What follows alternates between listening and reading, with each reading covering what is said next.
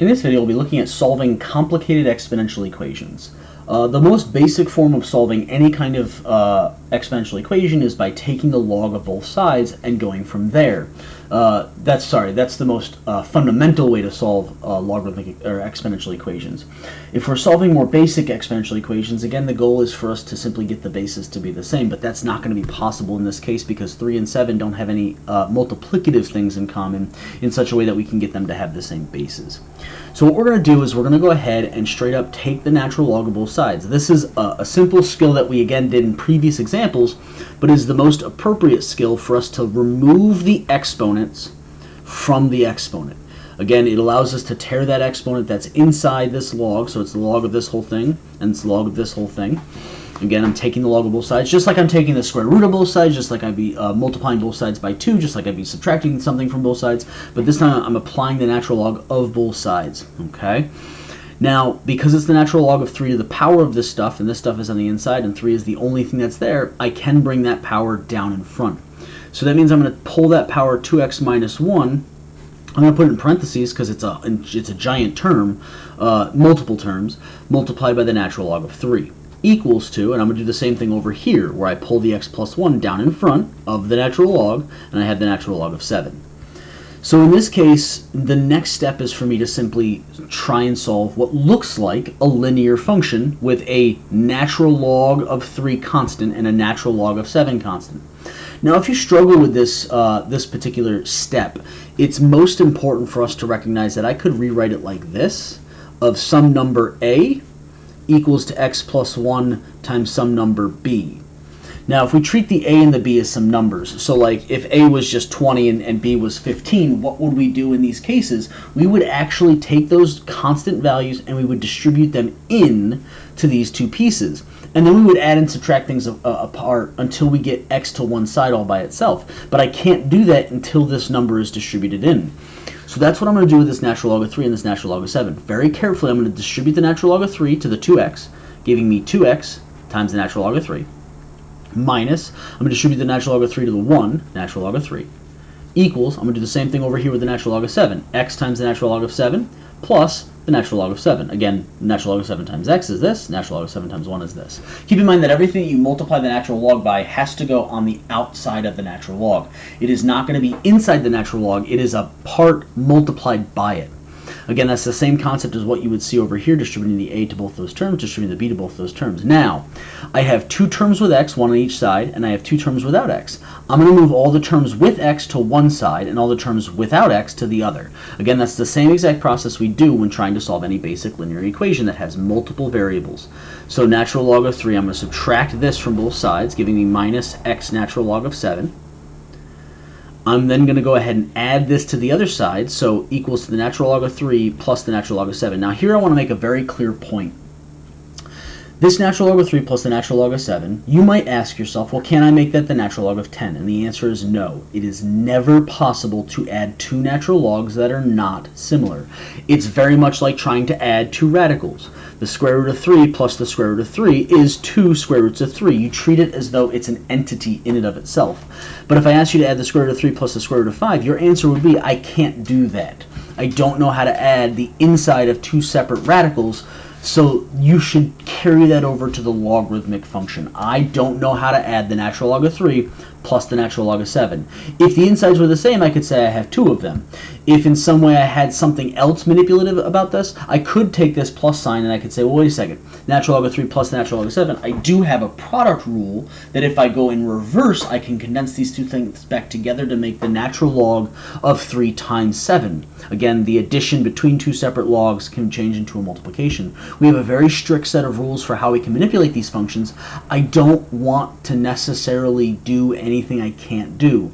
We have three main rules: the product, the power, and the quotient rule. We have a change of base formula that we could use appropriately. And then we have all of our basic algebra skills. The basic algebra skills tells us we can't combine these unless we use a rule. I can't combine these unless I use a rule. Or unless I'm real smooth with my algebra and I say, hey, wait a second, there's an x multiplied by all the things in here, there's an x multiplied by all the things in here, let me factor that x out of both of those terms. This will leave me with this And then I can go ahead and divide both sides by this term, giving me x is equal to the natural log of 3 plus the natural log of 7 divided by 2 natural log of 3 minus natural log of 7. Now this is where you can stop. You don't have to go any further than this. This is the end of the solution. You've got x by itself. You're good to go. If you would like to simplify this, you can simplify this using the appropriate rules. It's not going to be pleasant. It's not going to be nice. And it's not going to simplify to something that you would really want to simplify.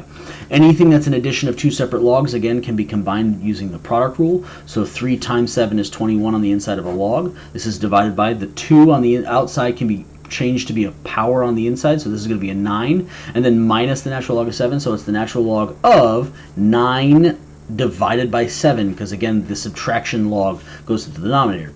Now remember, we don't have a rule for the division of two separate natural logs. We don't have the rule for the division of two separate logs, so we can't condense this any further. This is as far as you'd be able to go, unless those were a subtraction of two separate logs or an addition of two separate logs. This is where we have to stop. So this is how you solve, again, any kind of exponential equation that has really nasty bases that don't compare. There's one more example I want to cover in this video, and that's something that looks like this. E to the 2x minus 8e to the x plus 7. And the reason why I want to look at this example is because it's also in that complicated vein of examples.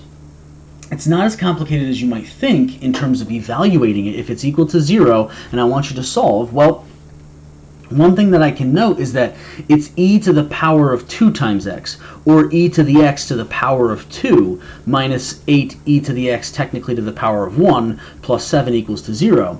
And if we think about that in the most generic way, where we say, hey, what does this look like something that I've done before? It looks like a quadratic if I were to use a capital X squared minus 8 times a capital X plus 7 equals to 0. And I can ask myself, wait a second, can I factor this quadratic? Because that's what it looks like. It looks like a quadratic. And the answer is yes. I can factor this into x minus 1 times x minus 7, and this will provide me with a factorable form. Well, if that's the case, that means that I could have factored this all the way back from the beginning, and that these capital X's are nothing more than e to the x. Again, I'm factoring a function within a function. I'm viewing it as a composition of a quadratic in the best way possible. So this becomes e to the x minus 1 times e to the x minus 7, and I can treat these as two separate exponential functions, where I set this one equal to 0 and I set this one equal to 0. If I set this one equal to 0, I get e to the x equals to 1. If I set this one equal to 0, I get e to the x equals to 7.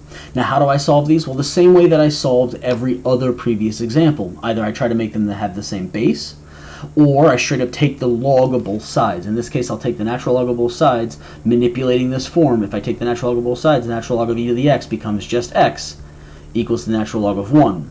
Okay, on this side here I have x equals to the natural log of 7, because again I'm just simply changing the form from an exponential form to a logarithmic form. And again, if you're not comfortable with that, just remember it's natural log of what's the base? The base is e of the inside, the stuff that's over here equals to the exponent. The exponent is x. It's another way to see the exact same problem. You'll notice that x equals natural log of 7 is unsimplifiable, but the natural log of 1 is simply nothing more than 0. So the x equals to 0 is a possible answer value based on this particular example. So there's your quadratic form of an exponential equation, and there is your most complicated different based exponential equation form. All other exponential equations that we work with will either be one of these two or one of the other ones that we worked in the previous video.